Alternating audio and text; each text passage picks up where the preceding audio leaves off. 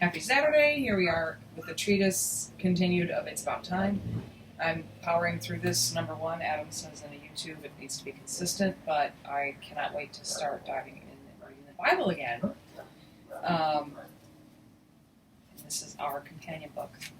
Starting with chapter 4, the nature of the Greek language. Oh, and first, there's a way I think on the YouTube where I can attach a hashtag or something for a YouTube person. And I might start making a quick comment in the start, so when they see a thing, they can watch the first couple minutes. If they want to hang out and read with us, they can. This is to the YouTuber JStone782 is her channel, capital J AESTONE 782.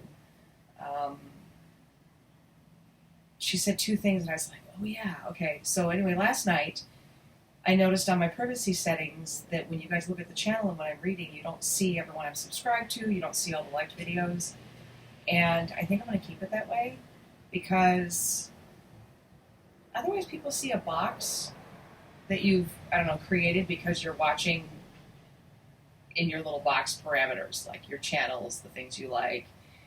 Of course, that informs what the YT feeds you. Does anybody remember Y&T, Yesterday and Today? She's armed and dangerous. Okay, anyway, 80s band. I saw them at a little bar in Malibu. It's very interesting. I thought I was brilliant when I was writing in my journal there all by myself against the wall, but that's somewhere. Leave in the comments if you want to know. Anyway, again, point of this channel is reading the Bible and our companion book, It's About Time, by Wiles. JStone782, I found you through Snafu Snaps, who I found through Adam. So, point being, you had mentioned about adult content, right? So I just started posting videos, and they asked about adult or for children. And I chose adults only because this is the Bible. Herbie's kind of, saying some things that go against a lot of what, when you're a parent, you need to pay attention to the doctrines that you're pouring into your kids. I believe this book and I believe the Bible is fit for everybody, even a child. However, not my children, not my place to say. So I did wonder, when it says adult content, like, what do people think? So I really appreciate you. And you're Tres Adorable, and I've been hearing about everybody getting their channels shut down, my goodness. Yeah, so hi JadeStone782. I feel you on the adult thing, and have a great day. Be safe in Florida. All right, back to what we were reading. I was going to stop. Okay, so the nature of the Greek language. What is the character of the Greek language, and what problems were encountered when translating it into English? The Greek and English languages are very similar in structure, however the Greek is more precise. In fact, Greek is probably the most precise language in the world, both past and present. The Old Testament was written in one of the world's most ambiguous languages. The New Testament, and ironically the Apocrypha, was written in the world's most precise language. God's funny. Short-sighted translations. The King James translators notoriously attempted to translate the Greek into English word for word. On several occasions, they missed what was being said because of their self-inflicted language restrictions. English is a more restrictive language than Greek, and one English word simply cannot encompass the full meaning of some Greek words. A classic example of the English language problem is 3 separate words in Greek, eros, philo, and agape, are all translated love in the Bible. What's the difference? If we make love in bed, the Greek word is eros, from which we get the word erotic. If we love our friends and neighbors, the Greek word is philo, from which we get, say, Philadelphia, a Greek combination meaning city of brotherly love. If we jump unarmed in front of a bear that has attacked our children without regard to our own safety, the Greek word is agape, the highest form of love, something worth giving our lives for. Sometimes agape was translated charity in the Bible, like in faith, hope, and charity. That certainly isn't a very accurate translation of the Greek word. I guess the translators concluded that if you gave your money to someone, you must love them agape, but charity can only be construed as a very small part of the meaning of the word. In modern English, charity has nothing to do with agape love, perhaps philo, but certainly not agape. This comes from translators being neutral in the language restrictions. Because of the restricted word love in English, we have to rely on the context to determine which kind of love is being indicated in the Bible, and that isn't always apparent. Koine Greek. That's kind of ironic because the Bible is just a big book about how God loves Israel and how we can see God ourselves and love Him. I don't know. Anyway, continuing. Koine Greek. The New Testament was written in Koine, common street language Greek. However, the translators derived their translations of the New Testament from the classical formal Greek frame. Koine Greek, like American English, was not pure, and it contained some catchword phrases in the language, similar to slang. In some cases, these phrases were given the literal translation of the words instead of the implied catchword meaning.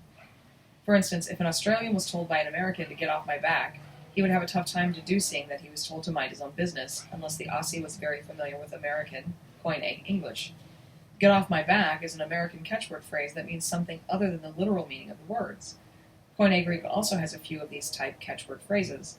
In a few cases, this translation problem was developed by the 17th century translators, as they missed the intended catchword point and translated the Koine Greek phrases into their literal classical Greek meanings. This is very confusing at times. Latin concepts. The translators were ordered by King James to stick as close to the bishop's Bible as possible.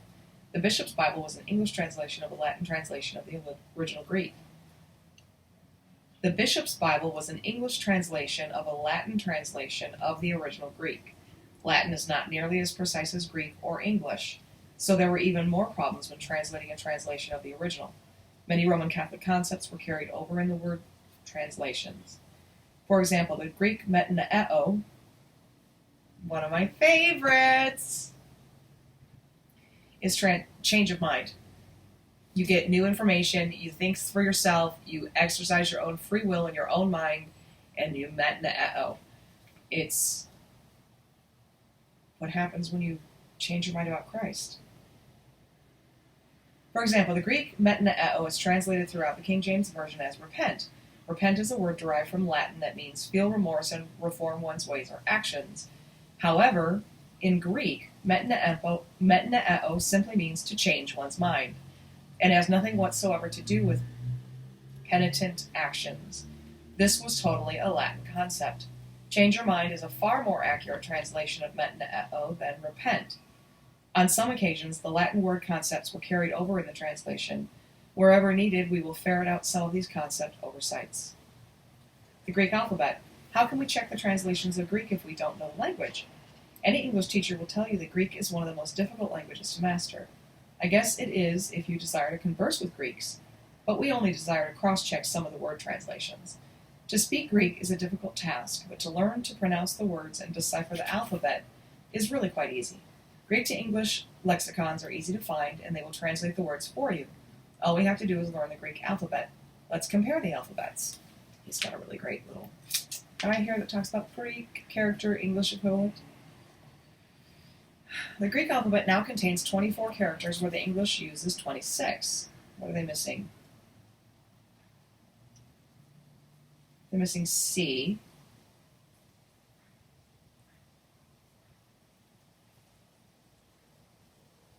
F, J,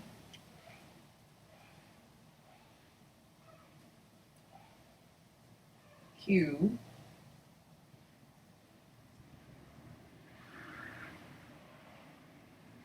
B, W, Y, Z. So there's 8 English equivalents that don't exist, and they give us 4 extras. So there's, all right.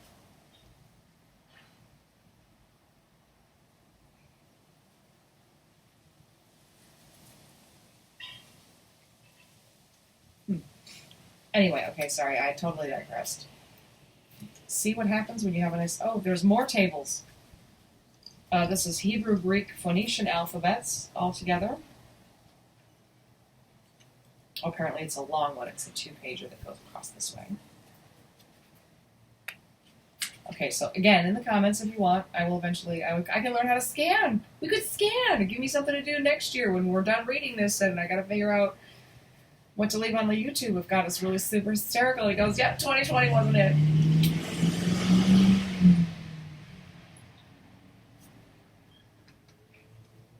All right.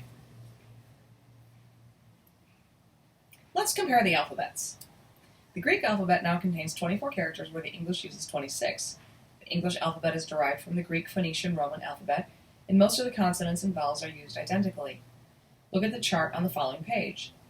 English contains 5 vowels and the Greek has 7, but the 5, A, E, I, O, and U, are used nearly identically. A is the exception. It is sometimes pronounced as ha, or as silent in the Greek, but that is always indicated. Greek seldom has silent letters in the middle of a word, so the pronunciation of the words is not very complicated for English-speaking people. Although the lowercase letters are slightly different, 10 of the 24 uppercase letters are identical to the English. A, B, E, I, K, M, N, O, T, and Z are the same in looks and usage. 10 more look different but are pronounced the same as regular English letters. Gamma as G, delta as D, eta as E, lambda as L, G as X, pi as P, rho as R, sigma as S, epsilon as U, and omega as O. Therefore, there are only 4 new sounds that need to be memorized. Theta is pronounced as in the, phi is pronounced, chi is pronounced k, or ka, and psi is pronounced as in drops. Greek letters are not very hard to learn because they are so similar to English. I was able to look up words in a Greek-English dictionary with only 2 hours of study. Greek phraseology. The Greek language is phrased slightly different from English, and this makes the words appear to be displaced.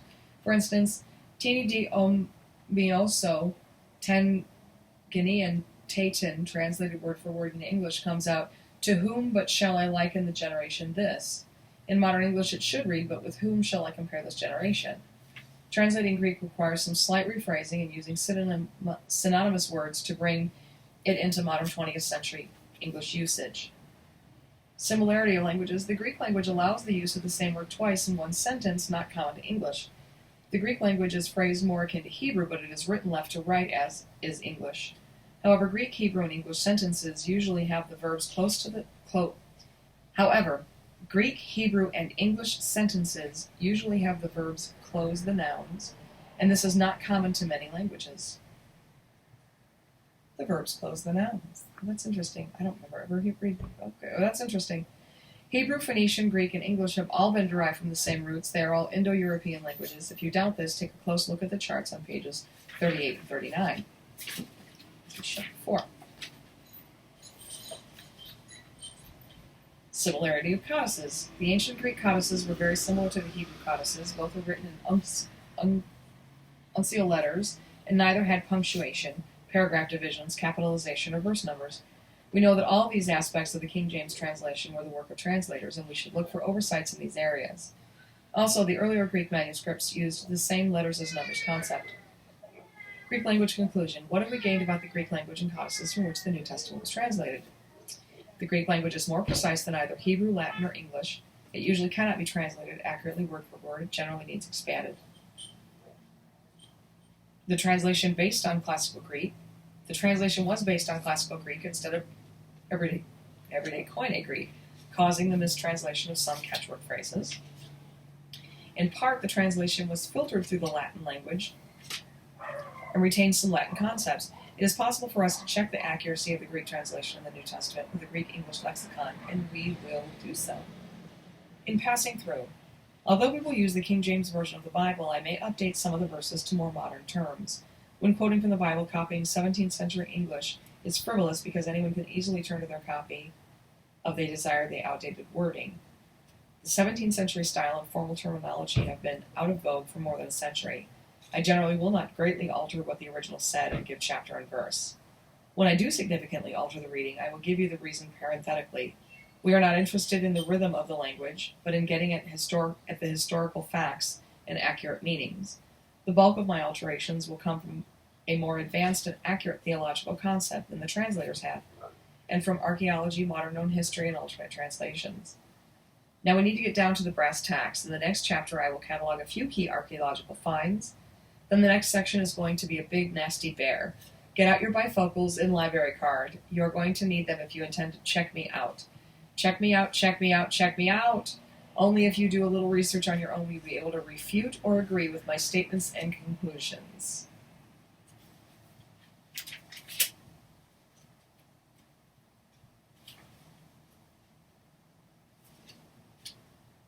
And that's chapter 4.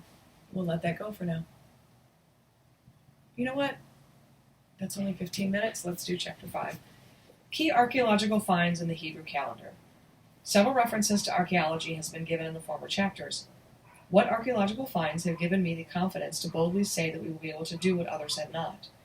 Although finds have been cataloged from nearly every continent in the world, there are a few key finds that have unlocked all the rest. However, the location of many of those finds was recently involved in a war between the Western alliances and Iraq, and before that between Iran and Iraq. These destructive wars mean that further significant finds in that area may be lost to civilization forever. Fortunately, several Western museums were able to acquire a few of those finds and still have them on display. I will recount a few of those key finds that unlock the scripture and give a brief synopsis of them.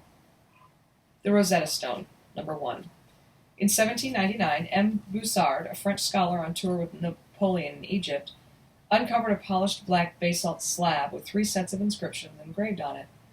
This stone was found in the northeastern corner of the Nile Delta at a town named Rosetta, hence the Rosetta Stone. This stone was shipped to France, where scholars began to attempt to decipher it. The major work was done by an Egyptologist named Champollion. It took him 4 years to break the inscriptions and discover that it was the same message in 3 parallel languages. It was written in Egyptian hieroglyphic, Egyptian Demotic, and Greek. The inscription was a decree by Pharaoh Ptolemy V, Epiphanes, around 196 BC. These 3 languages were commonly used in Egypt then, and the ancient Greek text was known to Champollion. Note in 196 BC, this is the silence. The prophets finish writing, and there's no word from them until Jesus comes on the scene. Interesting, it came in the silence. Okay, so deciphering this stone was the first breakthrough in over 15 centuries to understanding the hieroglyphic language of ancient Egypt. For centuries, everyone had assumed that the hieroglyphic language was a pictorial language, each symbol being a word. Champollion discovered that the hieroglyphics were a type of phonetic alphabet, requiring more than one symbol to produce a word. Soon, all the ancient monuments and tomb writings in Egypt could be read, and ancient Egypt's literature became open to the world. The Rosetta Stone is now in the British Museum. Number 2, Babylon Unearthed. Babylon Unearthed. In 1811, Claude J. Rich, an agent of the British East India Company, uncovered the remains of the ancient city of Babylon in Iraq. This find sparked an immense interest in Mesopotamian archaeology among the Christian nations, and the archaeological pursuit of Mesopotamia began to take shape worldwide. For the next 100 years, archaeologists stormed over every part, uncovering nearly every ancient Mesopotamian city described in the Bible. This put to rest forever the theory that ancient biblical cities were mythological allegories instead of recorded fact. Thank you, Herbie. Amen. Number 3, Thebes uncovered and explored. In 1821, J.G. Wilkinson, an English explorer, uncovered the remains of Thebes, the ancient capital city of Upper Egypt. From these ruins, much information was obtained about the 17th, 18th, and 19th dynasties of Egypt, which were contemporaneous with the Exodus. This region is considered the most prolific hunting grounds for Egyptian antiquities known. Around Thebes is the Valley of the Kings and Deir el-Bahri, both giving up relics that have filled the museums of the world. It was in Thebes that the obelisk of Queen Hatshepsut was found, the most famous queen in ancient Egyptian history. 4. The Behistun Rock. In 1832, Sir Henry Rawlinson, a British Army officer about 200 miles northeast of Babylon, located a huge engraved cliff face some 400 feet above the ground. This cliff was on the Behistun Mountain. This cliff engraving also appeared to be written in 3 different languages. Rawlinson labored 4 years to copy perfectly the engravings and 14 more years to decipher them. The engravings were written in Old Persian, Babylonian cuneiform, and Elamite. The engraving had been commissioned by Darius Hystaspes. The engraving had been commissioned by Darius Hystaspes, king of Medo-Persia around 516 BC. It was under this king Darius that Ezra and Nehemiah had returned from Babylon and built the Jerusalem temple. Because of Rawlinson's labors, the entire Mesopotamian culture became open to the world. Hundreds of thousands of clay cuneiform tablets and monuments could now be read and compared, and even earlier cuneiform languages could be deciphered from Rawlinson's work. 5. Sargon's Palace in Nineveh. In 1852, Paul E. Botta, a French consul, uncovered the palace ruins of the Assyrian king Sargon II near ancient Nineveh. Sargon II was the king that carried off the final Israelites from the city of Samaria in 721 BC. Sargon founded the city of Khorsabad and built his palace there. A very rich collection of sculptured slabs and cuneiform inscriptions that confirm the Bible and apocryphal Esdras about the captivity of the Israelites were found in the ruins of his palace. Many of those finds are now in the Louvre in Paris. Number 6. 5 biblical Assyrian kings. Between 1845 and 1851, Sir Henry Layard, an English amateur archaeologist, uncovered the ruins of palaces of 5 Assyrian kings, all named in the Bible. Layard also found the great library of Assurbanipal that contained more than 100,000 volumes, some predating the flood. Layard also excavated Numrud, biblical Kala, and the Assyrian winged bulls and reliefs found there are now in the British Museum. 7. The Tel el-Amarna tablets. In 1887, a peasant woman stumbled onto some clay tablets halfway between Memphis and Thebes at Tel el-Amarna. Further investigation found a total of 377 clay tablets written in Babylonian cuneiform. These tablets were part of the Royal Egyptian Archives and were official correspondence between the subject Canaanite and Syrian principalities and the ruling Egyptian pharaohs Amenhotep III and Amenhotep IV. These pharaohs were contemporary with Joshua and the Israelite return to Canaan from Egypt. They are now mostly in the museums at London and Cairo. Number 8.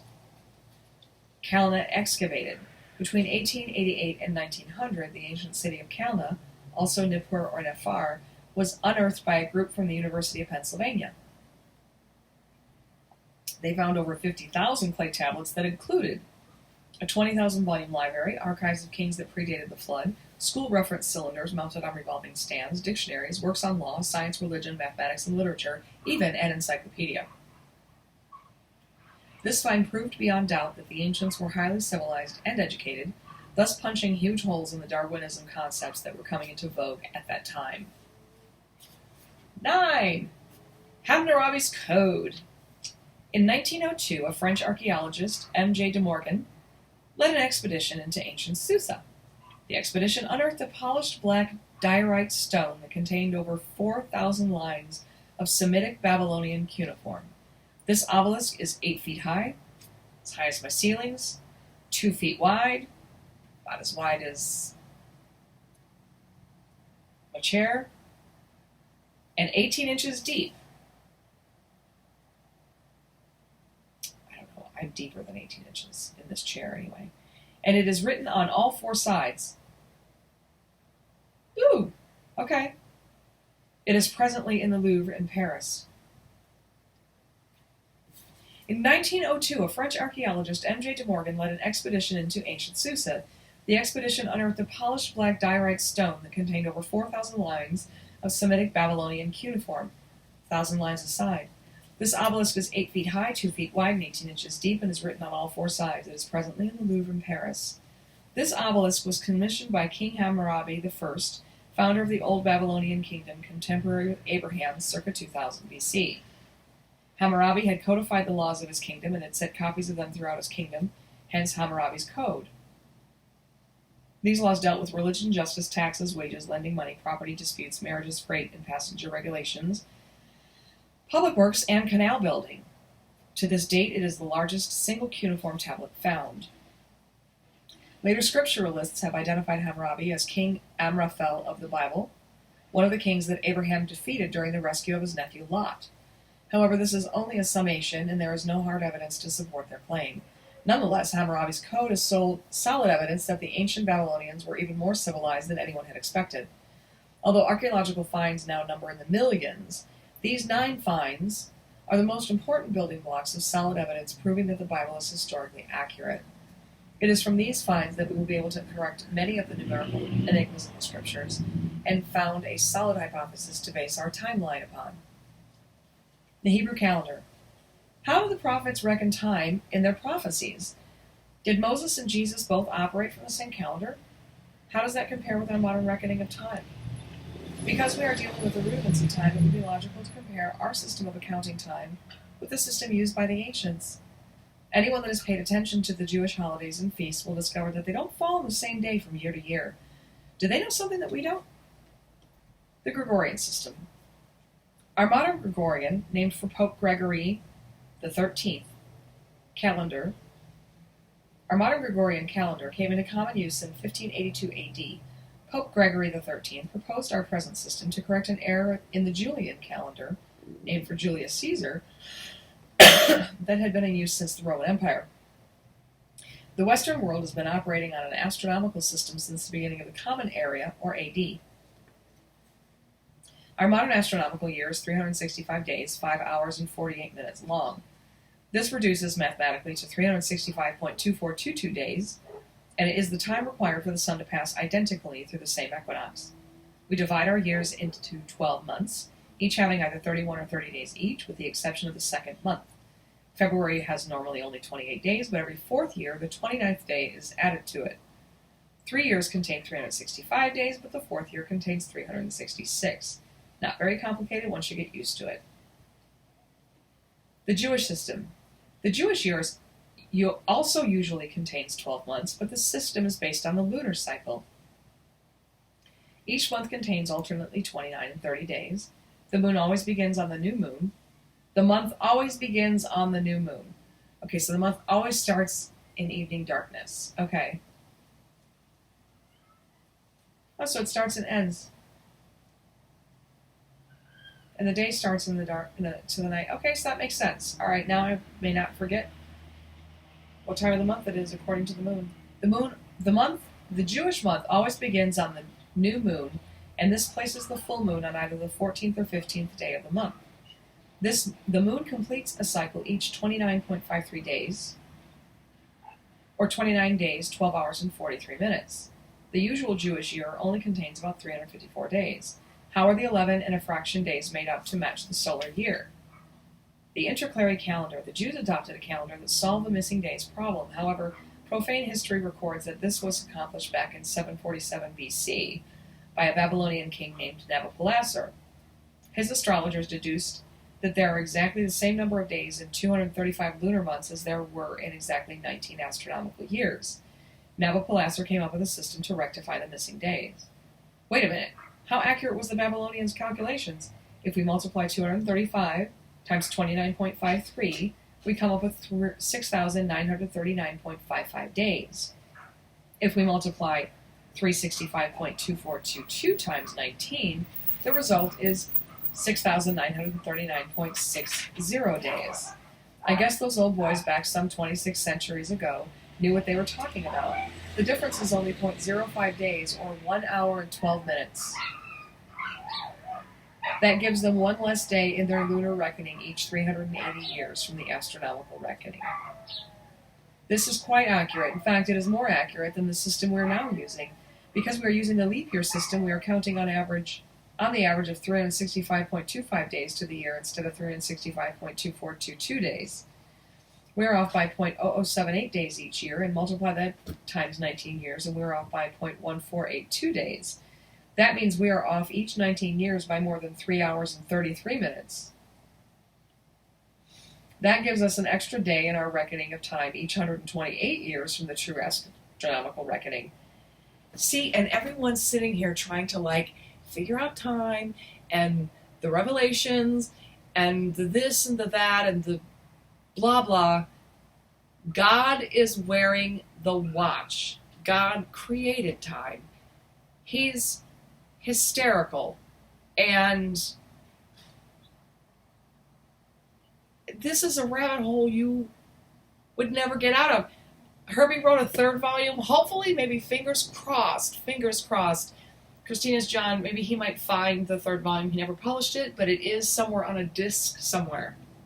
Maybe, hopefully it's a CD and I can plug in my stuff. We can have fun and read the third volume. But, I mean, he wrote 2 volumes investigating this. We see what a brain he has. We're not even in chapter 6 yet. And, yeah. So that's why I'm on the YouTube. What if we get another 20 years? Or at least 2033. 2033 minus 7 is still 2024, which is still 4 years from now. All right.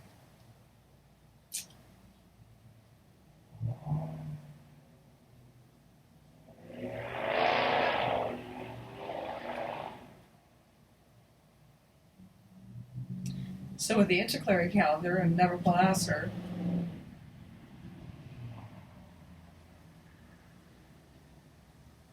(1 hour and 12 minutes every 19 years. And we're off 3 hours and 33 minutes. All right, nonetheless, we still have a small problem to be resolved in the lunar system of time accounting. 12 months times 19 years is only 228 months, but the accounting was based on 235 months. How did Nabopolassar manage to get the missing 7 months into the calendar? The mighty king of Babylon solved the problem by royal decree. 7 years during each 19-year span was to contain 13 months. These years are known as intercalary years because an extra month is added to them, hence the intercalary calendar. The Jews claim to have used this calendar since about 3500 BC, and it does appear to be the universal system used in the Bible and currently by the Jews. No man knows the day nor the hour. The Jewish calendar adds the 13th month in the 3rd, 6th, 8th, 11th, 14th, 17th, and 19th year of each 19-year cycle. Because of the alternating 29 30-day months, the years may have from 353 to 355 days, unless it is an intercalary year, and then it can contain from 383 to 385 days. Question mark. If this confuses you, don't feel alone. I'm only reporting the facts.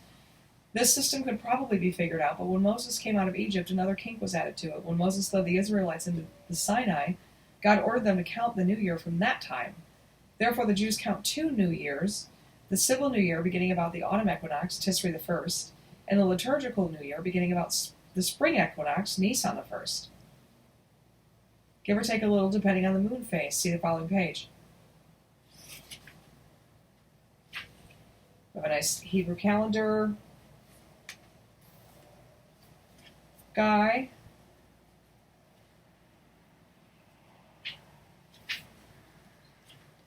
Another added kink. Although this Hebrew calendar seems confused, the good old Gregorian calendar also has some strange added hitches. Look at the following.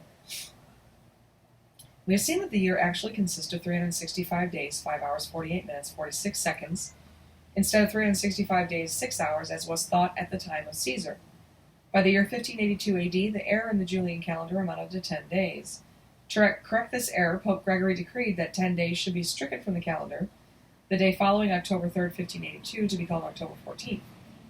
This brought the spring equinox, equality of day and night, to March 21st.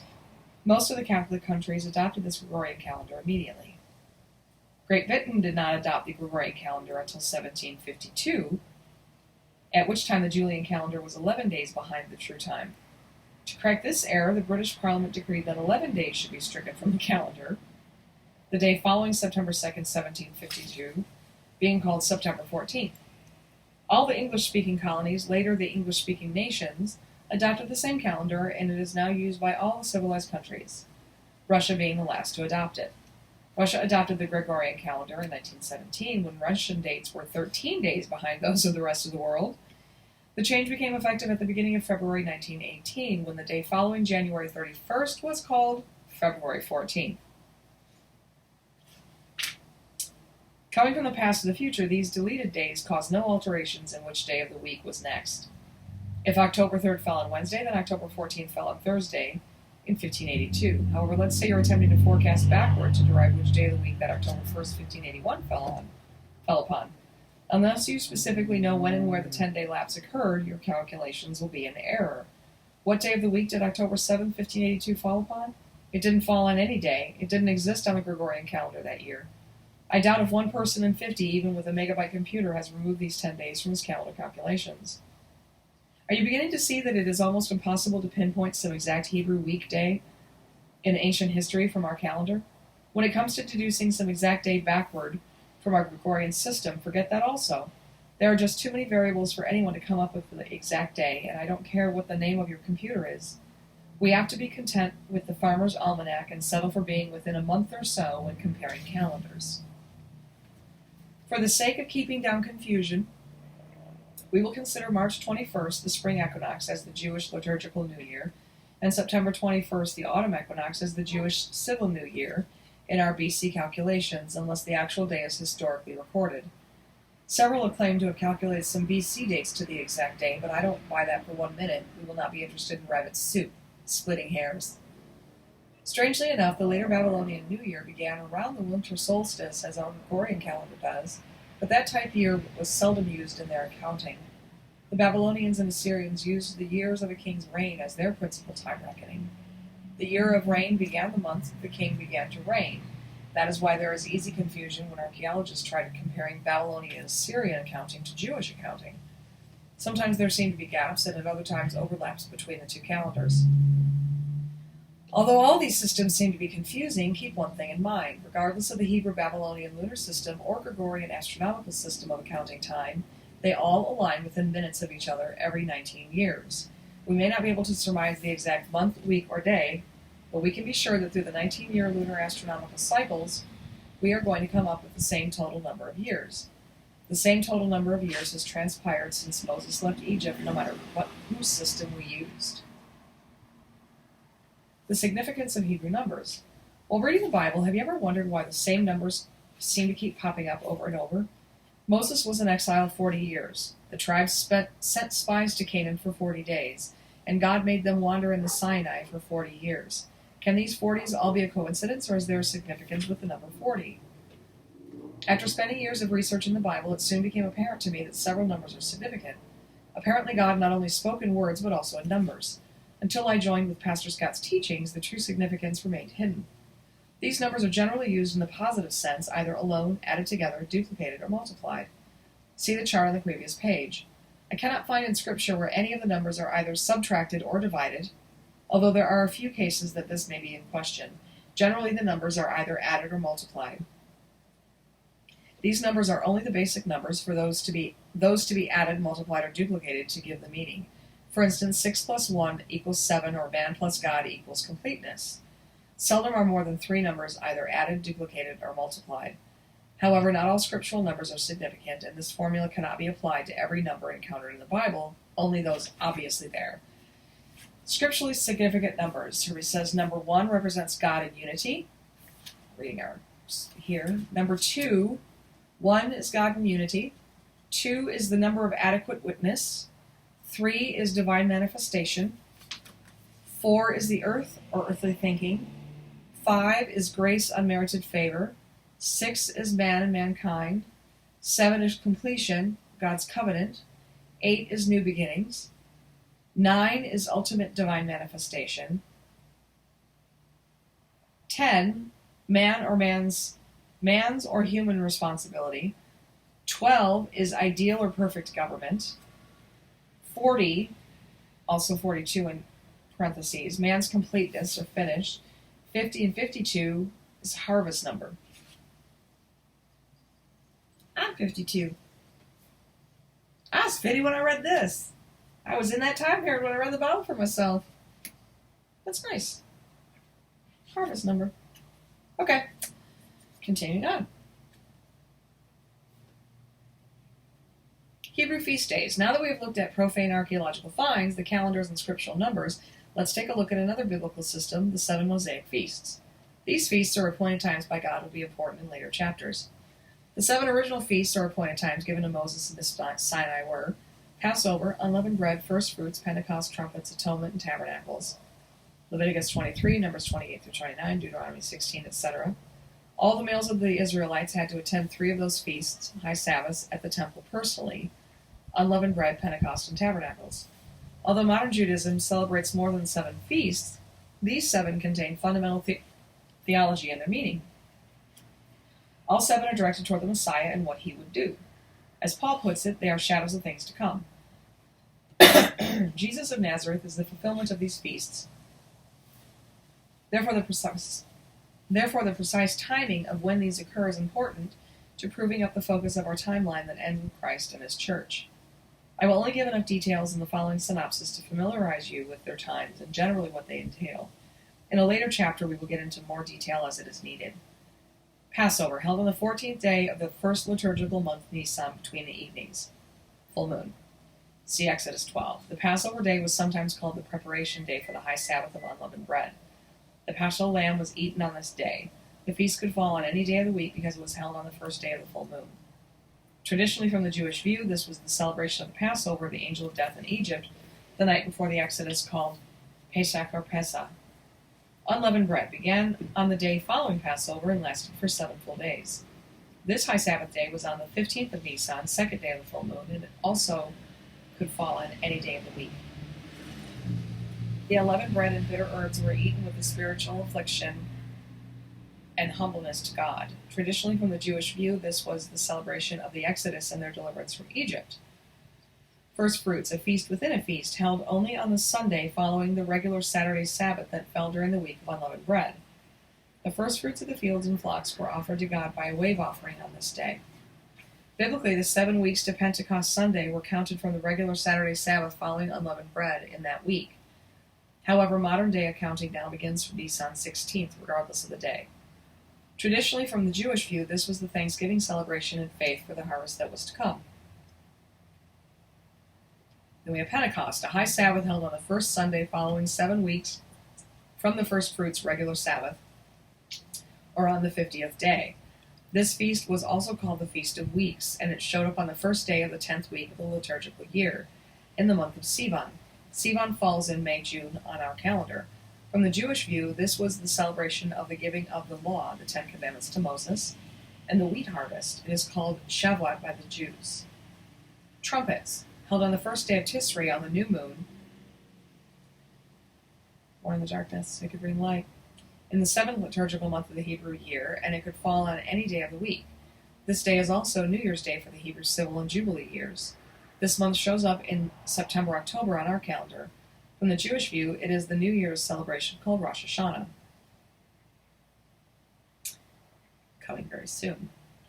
2 trumpets blew once daily, a short interlude for 28 days that began on the first day of the 6th month, Elul, then rested on the day before the feast day. On the Feast of Trumpets day, these 2 trumpets were blown several times with a long interlude in celebration. Several offerings to God were required in celebration of that day also.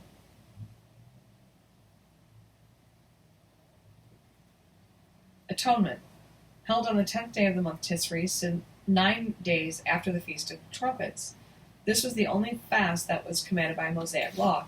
It was the great day of humiliation and spiritual affliction. Traditionally, this was the day that the high priest would offer sacrifices for the atonement of the sins of the people for the entire year. The priest would confess the sins of the people, and by the laying on of hands, transfer them to a scapegoat. Then this scapegoat would be led out into the wilderness to be forever forgotten. From now their sins were forever forgotten. This feast is known in the Jewish faith as Yom Kippur.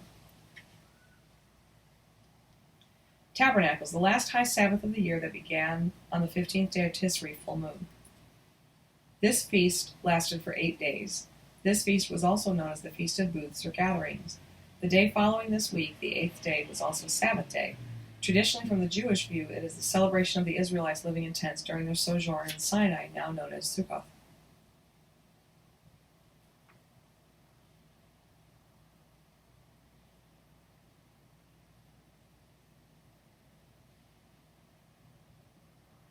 So you blow the trumpet, then you fast, then you live in a tent. The Hebrews were commanded to spend joyously this week living outside their homes in booths or tents. This was to demonstrate to their children that all they owned actually belonged to God. They were required to offer 70 offerings to God during this week joyously. These are the 7 Mosaic feasts, called so because they were founded by Moses. However, in later years, Jewish traditions picked up 2 more feasts. Purim, a feast held on the 14th of Adar, it is the celebration of the deliverance of the Persian Jews by Esther, and is recorded in the Book of Esther. Hanukkah, a feast held on the 25th of Kislev and lasting 8 days. It is a celebration of Judas Maccabeus' victory over Antiochus and the dedication of the temple, 165 BC. Now that we have prepared ourselves a little, let's move into a few theories in the next section that will give you other options to consider. I will probably give you enough options to confuse you, but hang in there. The purpose is to give you an overall picture of the history and times. And then our insert about the arithmetic with all of the 19 days, etc., was Arithmetic for the Practical Worker, J.E. Thompson, pages 128 through 129. So then we'll move into section 2, the ancient earth. And that's pretty much it. Have a great Saturday afternoon. Bye, everybody.